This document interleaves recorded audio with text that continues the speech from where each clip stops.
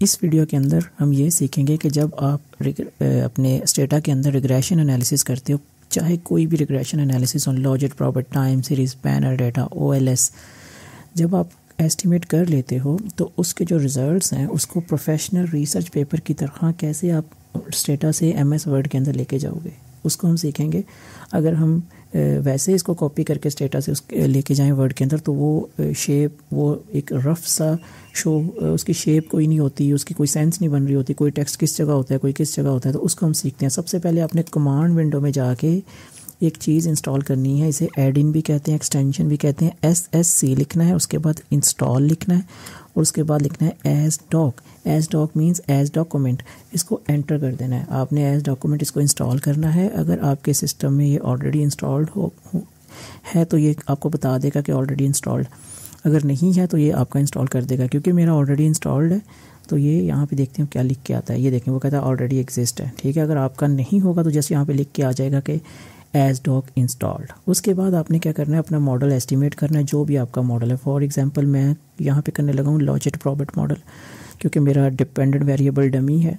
तो देखते हैं कैसे एस्टिमेट करते। सिंपल है, क्या करते हैं, स्टैटिस्टिक्स में जाके बाइनरी में लॉजिट मॉडल है, ठीक है। आपका कोई भी मॉडल है, आपने इसी तरह अपने प्रोसेस के साथ एस्टिमेट करना है। फ़र्ज़ करें मेरा डिपेंडेंट वेरिएबल y है और इंडिपेंडेंट वेरिएबल फ़र्ज़ करें मेरे जस्ट 2 हैं, x1 x2, और इसको मैंने कर दिया ओके, और ये मेरे आ गए रिज़ल्ट्स, ठीक है। अगर इसको मैं यहाँ से कॉपी करता हूँ और MS वर्ड में लेके जाता हूँ तो वो उसकी कोई वो बड़ा अजीब हो जाएगा, ठीक है।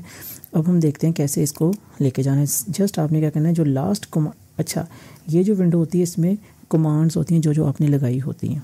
ये मैंने लास्ट कमांड ये लगाई है, इसके ऊपर आपने क्लिक करना है। जब आप इसके ऊपर क्लिक करते हैं तो यहाँ पे कमांड में वो विंडो, वो जो कमांड लगाई थी वो लिखी जाएगी, ठीक है। इस तरह आपको बार बार टाइप करने की ज़रूरत नहीं पड़ती।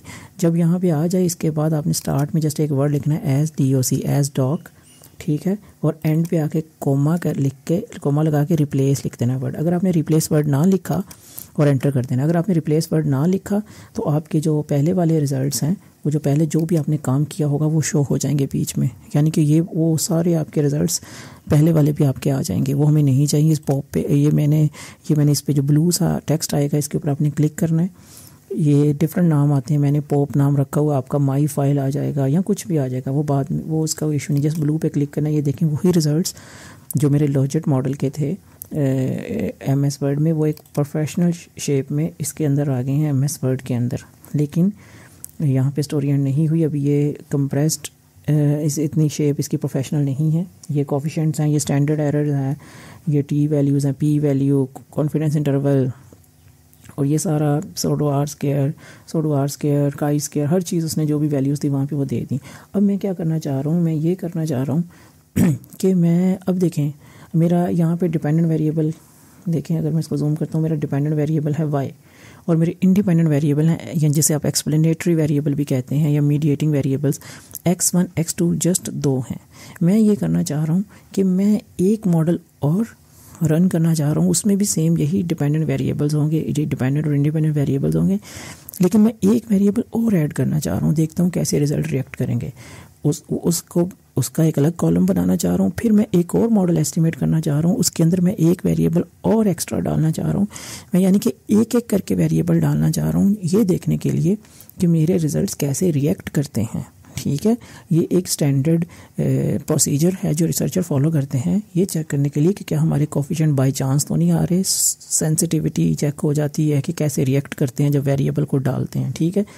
तो जब मैं एक एक करके वेरिएबल डालूंगा तो उससे क्या होगा, उससे मैं मेरा हर नए के साथ मैं नया कॉलम बनाना चाह रहा हूँ, लेकिन यहाँ पे तो कॉलम बन नहीं सकता, ये तो यहाँ तक तो सारी स्पेस इसी ने ले ली है।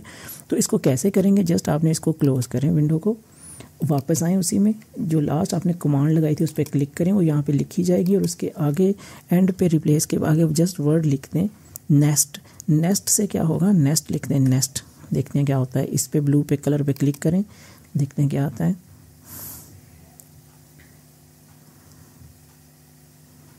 ठीक है, ये आगे मेरे रिज़ल्ट। अब देखें वही जो टेबल था उसमें उसने वो जो सारी चीज़ें फजूल थी वो निकाल दी। जस्ट ये मेरा कोफिशिएंट दे दिए और जस्ट ऑब्जर्वेशन बता दी, सोडू आर स्केयर, ये मेरा कॉलम नंबर 1 यानी कि मॉडल, पहला मॉडल मेरा बन गया।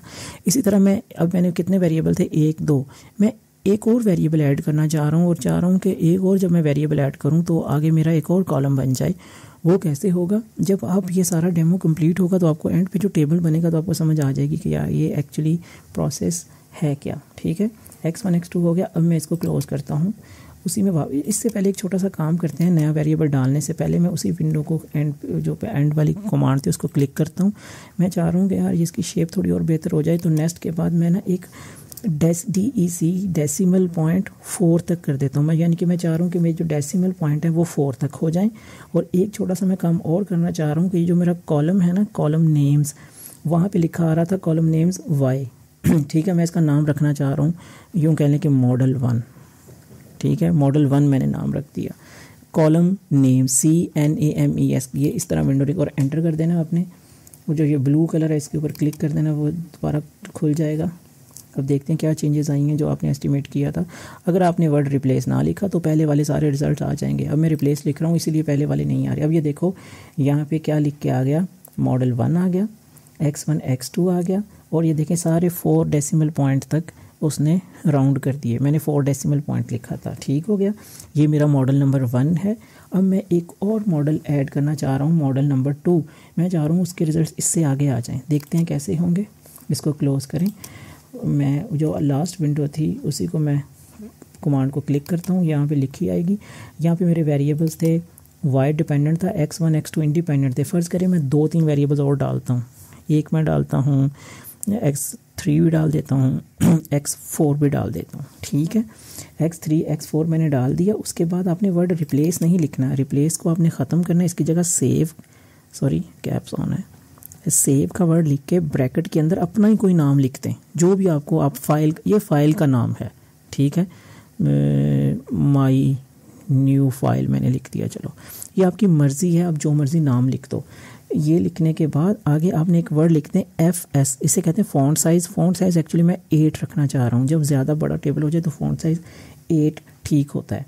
ठीक है, डेसिमल पॉइंट भी, कॉलम नेम्स। अब मेरा क्योंकि ये मॉडल नंबर, अब मेरा नेक्स्ट का मॉडल मैं चाह रहा हूँ कि एक और मॉडल हो, तो मैं इसको मॉडल 1 की बजाय मॉडल 2 कर दूँगा। ठीक है, ये मैंने थोड़ी सी चेंजेस की। क्या क्या चेंजेस की हैं? जस्ट मैंने 2 वेरिएबल नए ऐड किए हैं, रिप्लेस वर्ड को ख़त्म करके उसकी जगह सेव नाम, नया नाम लिख दिया, फ़ॉन्ट साइज़ को ऐड कर दिया है, और मॉडल का नया नाम लिख दिया है उसका, मॉडल 2 का। एंटर करते हैं। ये मेरी माई न्यू फाइल, देखिए माई न्यू फाइल आ गया ना। वही जब आपने नाम चेंज किया तो माई न्यू पहले पॉप आता था, मैंने माई न्यू फाइल। अब इससे कोई फ़र्क नहीं पड़ेगा, अपनी मर्ज़ी का कोई भी नाम रख सकते हैं। अब देखें मेरा रिज़ल्ट। ठीक है, इसको मैं थोड़ा सा, अब देखें ये है मॉडल 1। इसमें डिपेंडेंट वेरिएबल तो हमारा सेम है, x1 x2 इंडिपेंडेंट थे, और ये मेरा इंटरसेप्ट था। इसमें क्या है, x1 x2 के साथ साथ x3 और x4 भी है। तो ये रिसर्चर क्यों करते हैं? अब ये देखें, पहले x2 मेरा इनसिग्निफिकेंट था, जो स्टार बने होते हैं ना, ये सिग्निफिकेंस को शो करते हैं, स्टैटिस्टिकली सिग्निफिकेंट। इनसिग्निफिकेंट था। जैसे ही मैंने x3 और x4 वेरिएबल डाले तो ये सिग्निफिकेंट हो गया। इसका मतलब इस वेरिएबल का, x2 का, डिपेंडेंट के ऊपर इम्पैक्ट तो है, लेकिन जो x3 और x4 वेरिएबल्स हैं जब ये डालते हैं फिर इसका इम्पैक्ट है। यानी इसका मतलब इन दोनों के दरमियान कोई इंट्रैक्शन, कोई कॉम्प्लिकेटेड रिलेशन है जो मिलके करता है चीज़ों को सेट। ठीक है, अब समझ आइए। इसी तरह आपने क्या करना है, एक एक करके वेरिएबल आप डालते जाओ। फिर मॉडल 1 2 था, फिर मॉडल 3 कर दो, फिर इसी तरह मॉडल 4 कर दो, एंड सो ऑन। आपका ये चलता जाएगा काम। ठीक है, कैसे? अब ये देखें, अगेन उसी लास्ट कमांड पे क्लिक करें। अब की बार मैं क्या कर रहा हूँ, x3 x4 की जगह मैं और 2-3, x4 तक हो गया था, मैं और डालता हूँ, x5 भी डालता हूँ, x6 भी डालता हूँ, और x7। आपकी मर्ज़ी है, जिस तरह भी आपने वेरिएबल डालने हैं। ठीक है, और इसके बाद से मैं इसको फाइल माई न्यू फाइल 1 कर देता हूँ, जिस नाम चेंज किया है। ठीक है, और इसको मैं मॉडल 2 की बजाय मॉडल 3 कर देता हूँ। देखते हैं क्या बनता है। एंटर किया, ये मेरे रिजल्ट्स आ गए। माई न्यू फाइल 1, इस पर क्लिक करें, देखते हैं क्या रिजल्ट आते हैं।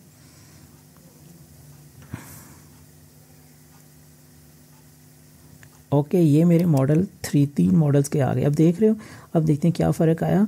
ये पहले मेरे ये इनसिग्निफिकेंट था, इसके साथ ये सिग्निफिकेंट हो गया। मज़ीद वेरिएबल डाले फिर भी सिग्निफिकेंट है। इसका मतलब इंडिविजुअली इसका कोई इम्पैक्ट नहीं है डिपेंडेंट पे, जब दूसरे वेरिएबल डालते जाते हैं फिर इसका इम्पैक्ट आ रहा है।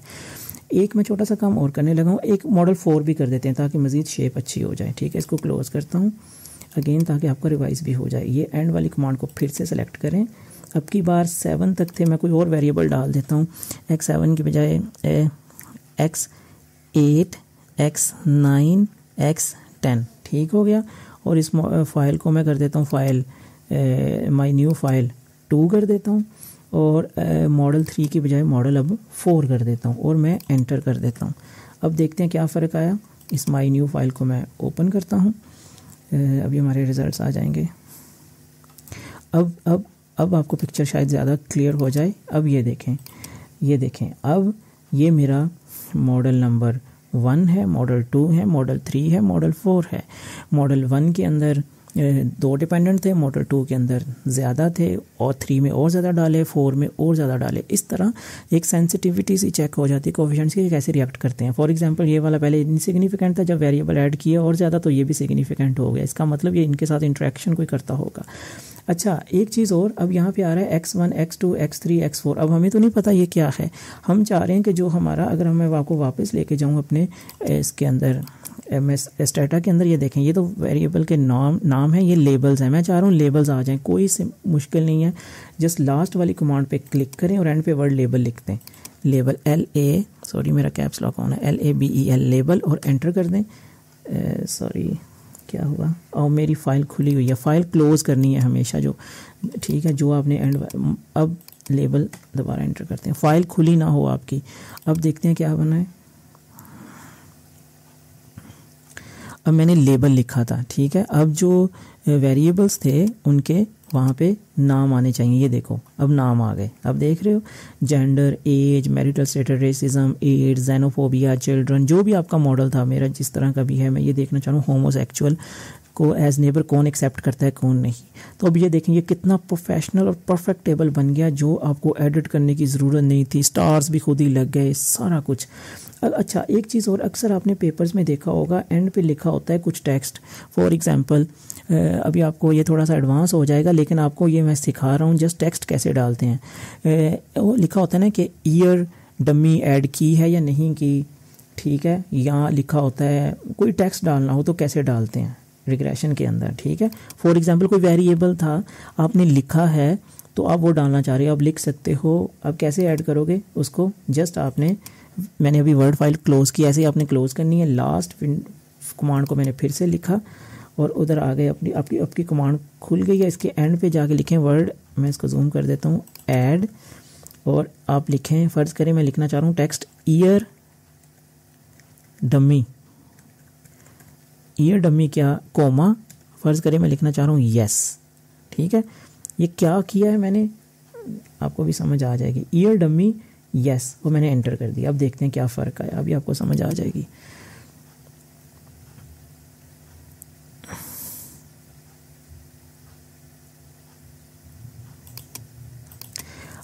अब ये मेरा मॉडल आ गया। अब ये देखें एंड पे, ये देखें ईयर डमी इस मॉडल के अंदर यस, इनके अंदर ये डमी नहीं। मतलब जस्ट आपने कोई टेक्स्ट लिखना हो या आपने ये लिखना हो कि फॉर एग्जांपल अक्सर लिखा होता है कि माई कंट्रोल फॉर एज, ठीक है, या इंडस्ट्री डमी या कुछ भी, या आप लिख देखते हो ना कि इस तरह कुछ टेक्स्ट लिखना हो तो टेक्स्ट ऐसे लिखते हैं इसके अंदर रिग्रेशन के अंदर। अब एक चीज़ आखिरी मैं आपको बता दूं, ये देखें अब मेरे मॉडल कितने हैं, 1 2 3 4 5 6 7, ठीक है, ज़्यादा हैं। अच्छा, एक बात आपने गौर की होगी, ये देखें ये 4 4 4 साथ साथ बार बार आता है क्या, एक्चुअली ये एक ही मॉडल कितनी दफ़ा आ गया, 1 2 3 4 दफ़ा आ गया। क्यों, ये 3 4 दफ़ा आना नहीं था, क्योंकि मैं आपको बार बार थोड़ी थोड़ी चेंजेस करके दिखा रहा था। ये एक ही दफ़ा आएगा ये वाला, ठीक है। तो ये आप इजीली जब आप करोगे आपको समझ आ जाएगी। जब 4 हो गया तो आप बस स्टॉप कर दो, आगे आपको क्या करने की ज़रूरत है, कोई ज़रूरत नहीं है, ठीक है। ओके, एक और बात, अब ये देखें, फ़र्ज़ करें आपने इसी तरह मॉडल एस्टिमेट किया, आपके 1 2 3 4 5 6 7 8 9 मॉडल हो गए। अब देखें ये पेज से भी बाहर जा रहा है, तो इसको कैसे सेट करना है, टेबल के किसी भी हिस्से में आपने क्लिक करना है और उसके बाद आपने ये जाना है इधर लेआउट में, लेआउट के बाद ऑटो फिट में और ऑटो फिट विंडो, ठीक है। अब वापस अब देखें, अब ये फिर से कंप्रेस हो गया, परफेक्ट एक टेबल है आपके रिजल्ट्स का। अब आपने क्या करना है अपने थीसिस के अंदर या रिसर्च पेपर के अंदर, सबसे पहले अपना मॉडल 1 एस्टिमेट करना है, उसके अंदर कोई 2 वेरिएबल डालो। इसका बेस्ट वे ये होता है कि मिलते जुलते वेरिएबल्स पहले डालो। फॉर एग्जांपल जेंडर, एज, ये सोशो इकोनॉमिक और आपकी लाइफ के बारे में वेरिएबल्स होते हैं, और साथ में अगर आप इनकम भी डाल दो उसे कहते हैं सोशो इकोनॉमिक वेरिएबल्स। तो पहला मॉडल आप सोशो इकोनॉमिक वेरिएबल्स का कर लो, फिर दूसरे मॉडल के अंदर कोई और सेट ऑफ वेरिएबल इंट्रोड्यूस करवा दो। फॉर एग्जांपल रिलीजन का क्या इम्पैक्ट है होमोसेक्सुअलिटी पे, तो वो फिर 2-3 जो नए वेरिएबल डाल रहे हो वो रिलीजन के आ जाएं। फिर एक और आप वेरिएबल डाल दो। फॉर थर्ड मॉडल में आप एजुकेशन, जिस तरह है कि यार क्या एजुकेशन से तो कोई इम्पैक्ट नहीं है होमोसेक्सुअलिटी को एक्सेप्ट करने में, तो नेक्स्ट मॉडल एजुकेशन के वेरिएबल्स डाल दो। इसी तरह फोर्थ के अंदर आप कोई और डाल सकते हैं लिबरल व्यूज़ के बारे में वेरिएबल। तो ये सही जो प्रॉपर वे होता है वो ये होता है कि आप सेट ऑफ वेरिएबल्स डालते जाओ। इससे ये कंफर्म होगा कि पहले मेरा पहला मॉडल को कहते होते हैं हमेशा बेस लाइन मॉडल। ये आपका है बेस लाइन मॉडल, ये बेस लाइन की पहली एक्सटेंशन है। फ़र्ज़ करें पहली एक्सटेंशन में मैंने 2 वेरिएबल नए डाले जो कि रिलीजियस वेरिएबल हैं। फिर मैंने मॉडल को मज़ीद बेस लाइन मॉडल को एक्सटेंड किया, उसकी दफ़ा मैंने फिर वेरिएबल डाले। फ़र्ज़ करें ये मेरे एजुकेशन के नए वेरिएबल हैं, बाकी सारे सेम हैं। फिर मैंने 4 मॉडल के अंदर फ़र्ज़ करें लिबरल व्यूज़ के बारे में मैंने वेरिएबल डाले। तो ये जो बेस्ट वे होता है ऐसे होता है कि सेट ऑफ वेरिएबल्स को आप डालते जाओ। होपफुली आपको समझ आ गई होगी। अब आपने जो आपका थीसिस है उसका फाइनल मॉडल इस तरह का होना चाहिए, इस तरह के रिजल्ट्स आपके होने चाहिए।